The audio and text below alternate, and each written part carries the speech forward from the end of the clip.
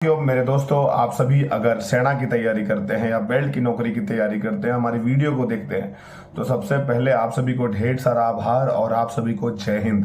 साथियों, अभी आप सभी बिहार में बहाली की तैयारी कर रहे हैं। हमारे बिहारी छात्र, हमारे बिहारी युवा और हमारे बिहार के भविष्य अपने बिहार के लिए दिन रात मेहनत कर रहे हैं। तो अभी आप सभी 21,000 सिपाही बहाली की भी तैयारी कर रहे हैं और जिसमें भाग लेने वाले अदर स्टेट, झारखंड, उत्तर प्रदेश, बंगाल के भी अभ्यर्थी शामिल होंगे।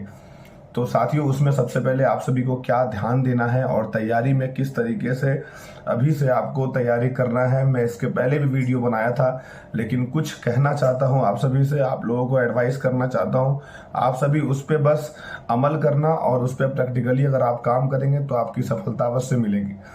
तो आप सभी वीडियो को पूरा देखें साथियों। सबसे पहले साथियों, मैं आप सभी को एक बात बता देना चाहता हूं कि बिहार पुलिस की तैयारी अगर आप कर रहे हैं तो बहुत सारी चीज़ों पे आप सभी को फोकस करने की ज़रूरत है। यानी कि अभी से एक समीकरण को बैठाना होगा। समीकरण क्या बनाएंगे दिमाग में आप कि जैसे 21,000 बहाली है, 8415 में लड़कियों का रिजल्ट 45-50 में हो गया है। 8415 सीट में आप याद करिएगा या कट ऑफ देख लीजिएगा या अपना मार्क्स जो भी आपका आपने बनाया था, रिजल्ट आया, उस हिसाब से आप सोच लीजिएगा। और बिहार पुलिस में 70 में भी रिजल्ट आया है, 65 में भी आया है और 75 में भी आया है। तो अब हाँ, जब जो टॉप कट ऑफ जा रहा है वो 75-80 जा रहा है, 75-76 जा रहा है जनरल का, तो आप समझ लीजिए कि ये 21,000 बहाली है। मेरा कहने का मतलब ये है कि इसमें कट ऑफ ज़्यादा नहीं रहेगा। मैं बार बार इस बात को दोहरा रहा हूँ। आप सभी जिस चीज़ के भरोसे हैं उस चीज़ के भरोसे ना रहें मेरे प्यारे भाइयों। मैं दिल से कोई बात बोल रहा हूँ, आपको गलत समझाने का प्रयास नहीं कर रहा हूँ। अगर आप आज समझ जाएंगे तो माँ बाप की बहुत बड़ी टेंशन और बहुत बहुत बड़ी चिंता दूर हो जाएगी। एक समय था कि हमारे पिताजी भी हमारे लिए बहुत बहुत चिंता करते थे।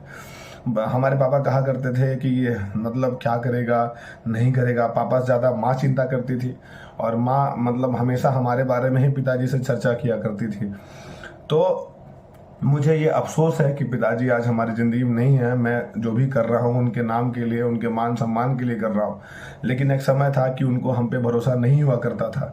कहते हैं कि खोटा सिक्का भी मार्केट में चलता है, तो इसलिए आप खोटा सिक्का हैं। अगर आप हर जगह से मार खा रहे हैं तो आप अपने आप को प्रूफ करिए। तो यहाँ पे हमारी समाज की भी कुछ गलतियां हैं। आज के समय में हमारे समाज में क्या है कि अगर आप सुबह 4:30 बजे 5 बजे दौड़ने जा रहे हैं और उनका नज़र पड़ जाता है तो उससे भी उनको दिक्कत है। वो ये नहीं चाहते हैं कि वो दौड़ने भी जाए। आपको ताना मारना, बार बार पुलिस में नौकरी हो जाएगा, आर्मी में हो जाएगा, इस तरीके का बात कहना ये सही नहीं है। कोई गांव का लड़का है तो उसको आगे बढ़ाइए, उसको सपोर्ट करिए। अगर गांव के लड़के को आगे बढ़ाना है तो हम अपना बुआ का बेटा को पढ़ाएं, नहीं ना, हम गांव के लड़के को सपोर्ट करेंगे तब ना आगे बढ़ेगा वो। गांव अगर आगे बढ़ेगा तो गांव का नाम होगा राज्य स्तर पर, फिर मतलब इंडिया लेवल पे नाम होगा। इस तरीके से क्या होगा, हमारा एक अच्छा समाज बन पाएगा, सभी लोग अच्छा अच्छा काम करेंगे। आप देखिए, कभी आप आईएएस के साथ बैठिएगा तो आपको लगेगा यार पूरा मोटिवेट हो जाओगे। कभी डीएसपी के ऑफिस में जाओगे तो लगेगा कि यार अब डीएसपी की तैयारी करें।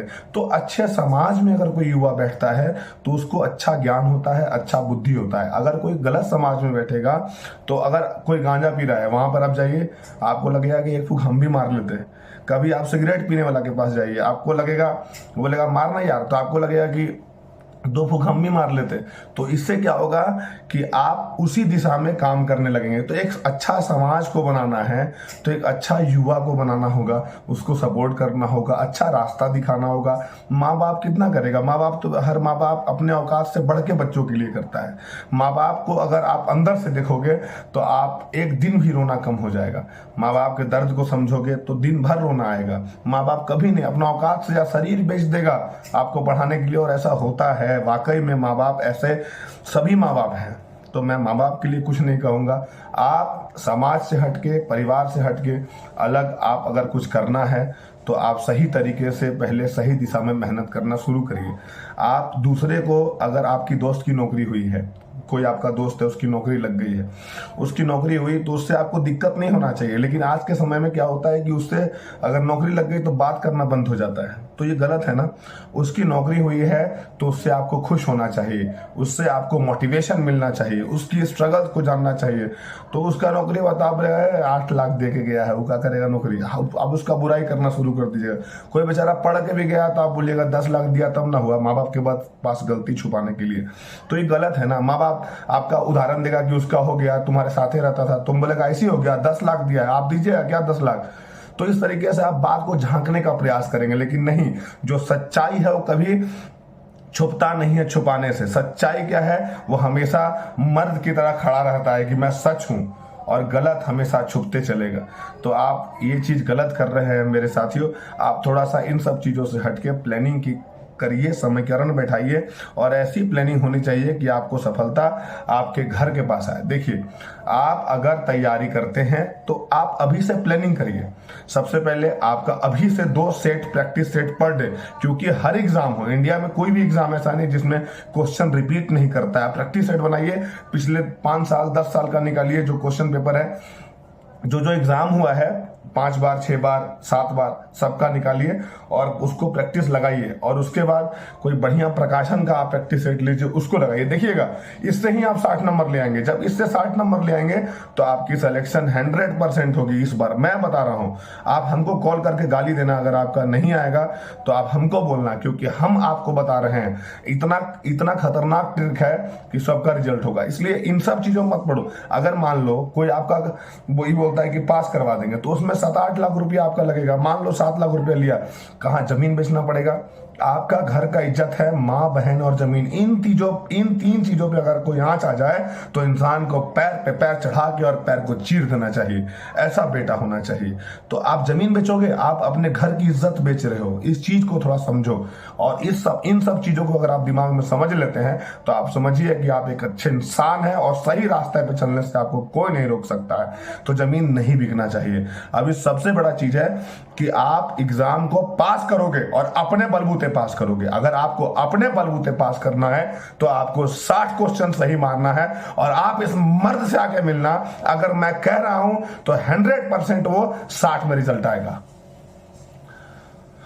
जनरल लड़का 60 से प्लस 65 तक 67 तक तैयारी करिए, श्योर रिजल्ट बनेगा आपका। बहुत बड़ी बहाली है।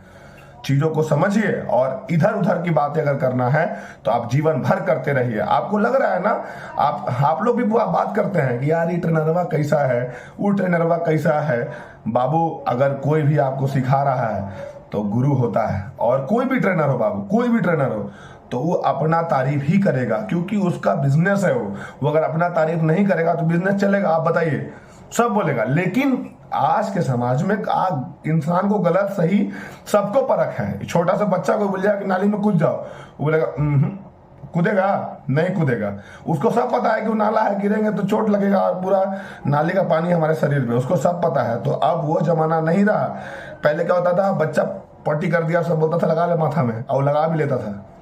तो ये सब चीज पहले होता था। अब सब स्मार्ट है। अब पेटे से निकलता है तो मोबाइल में रील्स देखेगा। तो अब सिस्टम बदल गया। अब कोई बेवकूफ नहीं है। इसलिए सबका अपना अपना काम है तारीफ करना। आपका काम है कि कौन क्या कर रहा है उसको चुनना। और एग्जाम में भी सही गलत हम पैरवी करवाएंगे कि हमको पढ़ के नौकरी लेना है। पढ़ के लीजिएगा तो टेंशन फ्री, और अगर पैरवी करके लीजिएगा तो फिर आपको बाबू अपने घर से भरिए, हम क्या करेंगे उसमें। और दूसरी चीज, और उसके बाद वाली चीज जो है, अब क्या है कि आप अभी से समीकरण फिजिकल में जोर लगाइए। अभी कुछ भी आयोग कर सकता है, एक टाइम में पूरा दम लगाइए, दिन भर पूरा पढ़िए। शाम में कोई मतलब नहीं होना चाहिए। अगर आप सुबह पूरा दौड़ रहे हैं 12 बजे तक आराम करिए, ताकि क्या होता है, बॉडी थकता है, और उस बॉडी थकने के दौरान उसको रेस्ट भी चाहिए, तभी अगले दिन दौड़िएगा। 12 बजे तक पूरा रेस्ट तेल लगा के एकदम मस्त मसाज करके रेडी हो जाओ।